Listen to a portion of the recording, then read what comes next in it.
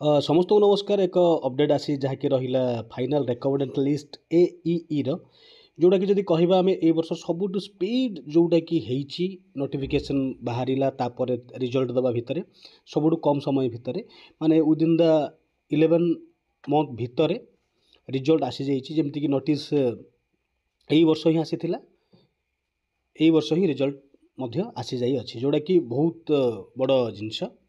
ଦେଖନ୍ତୁ ଯେମିତିକି ଏଇସବୁ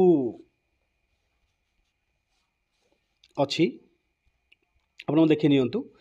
ଟୋଟାଲ୍ ପୋଷ୍ଟ ଯାହା ବାହାରିଥିଲା ଏରାଉଣ୍ଡ ମେ ବି 580, କିନ୍ତୁ ରେକମେଣ୍ଡ ସେ ଲିଷ୍ଟ ଦେଇଛନ୍ତି ଏରାଉଣ୍ଡ 520ର ଆଜ୍ ପର୍ ଲିଷ୍ଟ। ଆଉ ଯାହା ବି ଅଛି କିଛି କେସ୍ ପାଇଁ ବୋଲି ରହିଛି, ଯାହାକୁ ଆଗକୁ ମଧ୍ୟ ବାହାରି ପଡ଼ିବ। ତ ଏ ହେଉଛି ଫାଇନାଲ୍ ଲିଷ୍ଟ। ଆଉ ଯେଉଁମାନେ ଅଛନ୍ତି ସମସ୍ତଙ୍କୁ କଂଗ୍ରାଚୁଲେସନ୍, କାରଣ one of the speed recruitment ଯଦି କହିବେ ଏଇ ବର୍ଷର, ଯଦି ଏଇଭଳି ବାକି ଏକ୍ଜାମିନେସନ୍ ଯଦି ହେଇଯିବ ବହୁତ ଭଲ।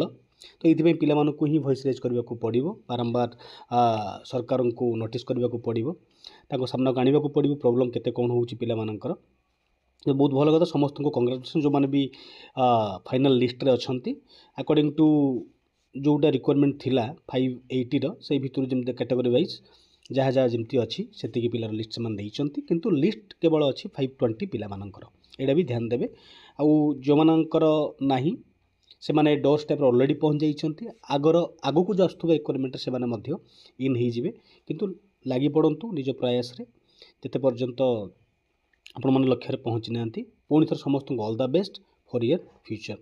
Thank you. ଭିଡ଼ିଓକୁ ସେୟାର କରନ୍ତୁ, ତା ସାଙ୍ଗରେ ଲାଇକ୍ ଟିକେ କରିବାକୁ ଭୁଲିବେନି। ଧନ୍ୟବାଦ।